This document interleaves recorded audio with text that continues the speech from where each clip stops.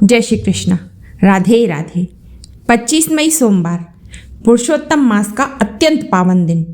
आज का दिन भगवान श्री हरि विष्णु और भोलेनाथ दोनों की कृपा पाने का विशेष अवसर लेकर आया है।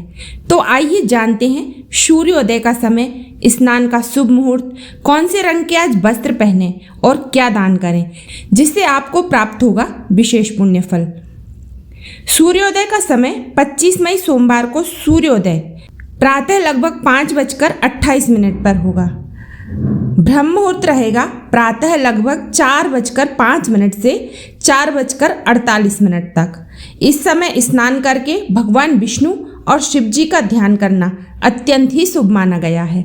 सोमवार होने के कारण शिवलिंग पर जल और कच्चा दूध तथा बेलपत्र अर्पित करें। साथ ही ओम नमो भगवते वासुदेवाय या ओम नमो भगवते रुद्राय मंत्र का जाप करें। पुरुषोत्तम मास में यह साधना कई गुना अधिक फल देती है। आज सफ़ेद, हल्का पीला या क्रीम रंग के वस्त्र पहनना अत्यंत शुभ रहता है। ये रंग मन को शांति और सकारात्मक ऊर्जा प्रदान करते हैं। आज चावल, दूध, सफ़ेद वस्त्र, मिश्री या घी का दान करना बहुत ही पुण्यदायी माना गया है। यदि संभव हो तो किसी ज़रूरतमंद को खीर का भोजन अवश्य कराएं। आज राहु काल लगभग 7:10 से 8:50 तक रहेगा। इस समय कोई भी शुभ कार्य करने से बचे। पुरुषोत्तम मास चल रहा है, इसमें किया गया छोटा सा जप, दान और पूजा भी अक्षय पुण्य प्रदान करती है। तो आप भी पुण्य लाभ कमाएं और सुने पुरुषोत्तम मास कथा का 9वां अध्याय। सूची कहने लगे कि इसके बाद नारद जी विस्मय युक्त हो मेधावी ऋषि की कन्या का वृत्तांत पूछने लगे। नारद जी ने पूछा, हे प्रभु, फिर उस ऋषि कन्या ने वन में क्या किया? क्या किसी ऋषि ने उसके साथ विवाह किया? नारायण कहने लगे, इस कन्या ने दुख के साथ अपने पिता का स्मरण करते हुए वहां आश्रम में रहकर कुछ काल व्यतीत किया। भाग्यवश एक दिन उस वन में अपनी इच्छा से विचरण करते महाकोप वाले दुर्वासा मुनि आ गए। आश्रम में मुनि को आता हुआ देखकर शोक सागर में डूबी हुई उस कुमारी ने उठकर धीरज धारण करके मुनि के चरणों में नमस्कार किया। नमस्कार करके मुनि को अपने आश्रम में लाई।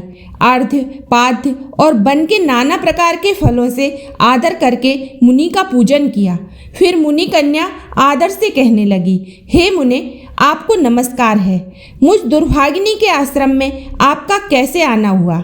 आपके आने से मेरे भाग्य का उदय हो गया, अथवा मेरे पिता के पुण्य प्रताप से मुझको समझाने के लिए आप आए हैं। आप जैसे महात्माओं के तीर्थ रूपी पावों के रजकण को स्पर्श कर मेरा जन्म सफल हो गया। जो आप जैसे महात्माओं का मुझको दर्शन प्राप्त हुआ। इस प्रकार कहकर वह बाला उनके आगे चुपचाप होकर बैठ गई। तब दुर्वासा मुनि कुछ हंसकर बोले, धन्य धन्य हे ब्राह्मण पुत्री, तुमने अपने पिता के कुल का उद्धार कर दिया है।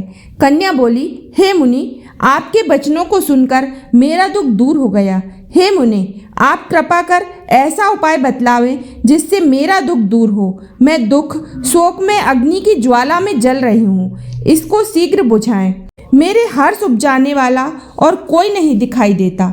मुझको धैर्य देने वाली न तो मेरी माता है, न पिता, न भाई। मैं दुख पीड़ित किस प्रकार जीवन निर्वाह करूं? जिस दिशा को देखती हूं वहीं अंधकार दिखाई देता है।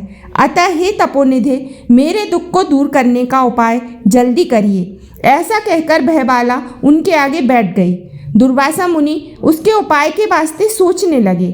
श्री नारायण कहने लगे, हे नारद, इस प्रकार मुनि कन्या के वचनों को सुनकर मुनि दुर्वासा विचार कर अत्यंत कृपा करके इस बाला को देखकर कुछ हितकारक वचन बोले। इसी के साथ पुरुषोत्तम मास कथा का 9वां अध्याय संपूर्ण होता है।